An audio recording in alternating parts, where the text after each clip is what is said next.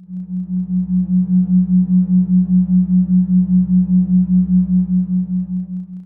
संगीत सुधा पर आपका स्वागत है। कक्षा 12वीं के लिए पिछले वीडियो में हमने टाइम थ्योरी ऑफ राग रागों के समय सिद्धांत के बारे में चर्चा की थी। इस वीडियो में हम राग वर्गीकरण, रागों का जो वर्गीकरण किया गया है उसके ऊपर विचार करेंगे। जैसा कि नाम से ही पता चलता है, वस्तुओं को विभिन्न स्थान या वर्गों में रखना प्रकृति का अपना नियम है। प्राचीन काल से आज तक प्रकृति में पहाड़, पत्थर, पौधे, मिट्टी आदि अलग अलग वर्ग देखने को मिलते हैं। तो इसी प्रकार मनुष्य ने भी अपनी सरलता के लिए अलग अलग चीज़ों को, अपनी बनाई हुई जो उसकी चीज़ें हैं, उनको अलग अलग जगह पर, अलग अलग स्थान पर रखा, उनका अलग अलग वर्गीकरण किया। ये सिर्फ भारत में, इंडिया में ही नहीं, बल्कि किसी भी देश या किसी भी विषय या किसी भी समय या काल तक ही सीमित नहीं रही, अपितु इससे कुछ भी अछूता ना रहा।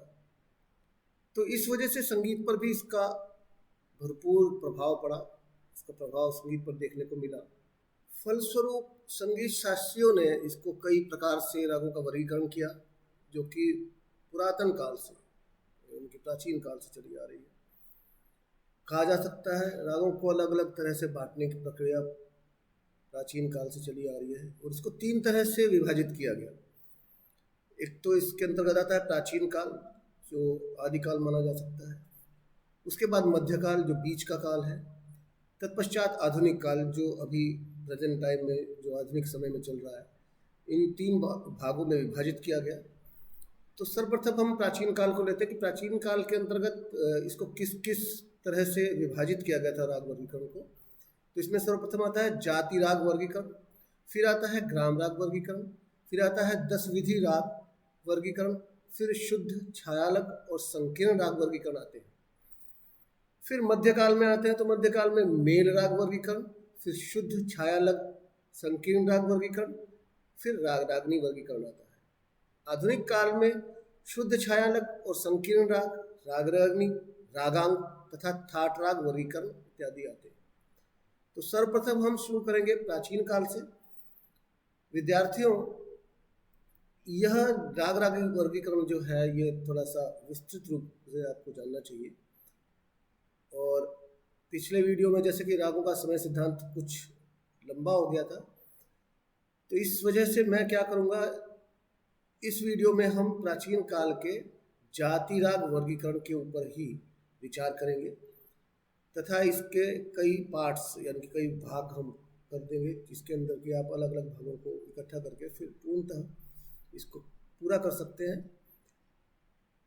तो सर्वप्रथम लेते हैं जाति राग वर्गीकरण। जाति राग वर्गीकरण के अंतर्गत सर्वप्रथम हमको जानना ये चाहिए कि भरत के जाति गायन में, भरत का जो काल था, भरत मुनि, भरत का नाट्यशास्त्र, जिसके बारे में आपने कक्षा 11वीं में पढ़ा है, उनके समय में जाति गायन प्रचलित था। 18 तरह की जातियां मानी जाती थी। कैलाश चंद्र द्वारा रचित भरत का संगीत सिद्धांत नामक एक पुस्तक है, उसमें उन्होंने जाति की परिभाषा इस प्रकार दी है कि विशिष्ट रचना जिसमें 10 लक्षण हो, जिनको कि हम अभी बताएंगे, जाति कहलाती है। वो 10 लक्षण कौन से हैं? नंबर 1 ग्रह, 2 अंश, 3 न्यास, 4 अपन्यास, 5 अल्पत्व, 6 बहुत्व, 7 षाढ़त्व, 8 औड़त्व, 9 मंद्र तथा 10 तार। इसके पश्चात जब पंडित सारंगदेव जी ने संगीत रत्नाकर नामक संगीत ग्रंथ की रचना की, तो इसमें 3 लक्षण और जोड़ दिए, संन्यास, विन्यास और अंतर्मार्ग। तो इस प्रकार 18 जातियों की रचना मानी गई है कि 18 जातियां मानी जाती थी उस समय। 18 जातियों के नाम मैं आपको बताता हूँ, इसको अच्छी प्रकार से लिख लीजिएगा।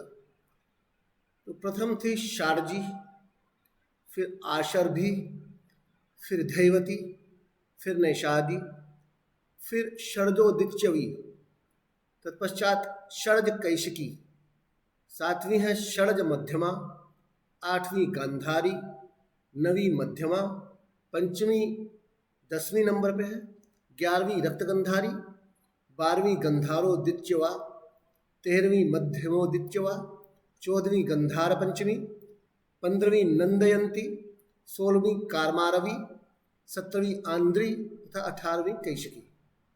इसमें से जो पहली 7 जातियाँ, इनकी प्रथम 7 जातियाँ षडज ग्राम से तथा शेष 11 जातियाँ मध्यम ग्राम से, कुल 18 जातियाँ उत्पन्न हुई थी। और इन 18 जातियों को भी शुद्ध तथा विकृत 2 भागों में बांट दिया गया। इनमें से 7 शुद्ध तथा 11 विकृत जातियाँ मानी गई। उस समय जाति तथा आज के टाइम में राग, ये एक दूसरे के पर्याय कहे जा सकते हैं। उस समय जाति कहा जा सकता था और आज के टाइम में इनको राग कहा जाता है। इस प्रकार आजकल राग गायन जैसे प्रचलित है, उसी प्रकार उस समय जाति गायन का स्थान था, जाति गायन प्रचलित। तो इस वीडियो में हमने विचार किया जाति राग वर्गीकरण के बारे में, जो कि प्राचीन काल में था राग वर्गीकरण। अगले वीडियो के अंदर हम ग्राम राग, 10 विधि राग वर्गीकरण, शुद्ध छायालग तथा संकीर्ण राग वर्गीकरण के बारे में चर्चा करेंगे। विद्यार्थियों, ये जो टॉपिक है ये थोड़ा सा लेंदी है, थोड़ा विस्तृत है, तो इसको ध्यानपूर्वक नोट कीजिएगा। और एक ध्यान रखिएगा कि क्योंकि ये हम पार्ट्स में कर रहे हैं, तो इस राग वर्गीकरण को जहाँ तक अभी किया है उसके बाद जब दूसरी वीडियो आएगी तो वहीं से हम शुरू करेंगे, स्टार्ट करेंगे, तो कहीं गलती ना हो पाए, इसका विशेष ध्यान रखिएगा। अगली वीडियो तक के लिए नमस्कार।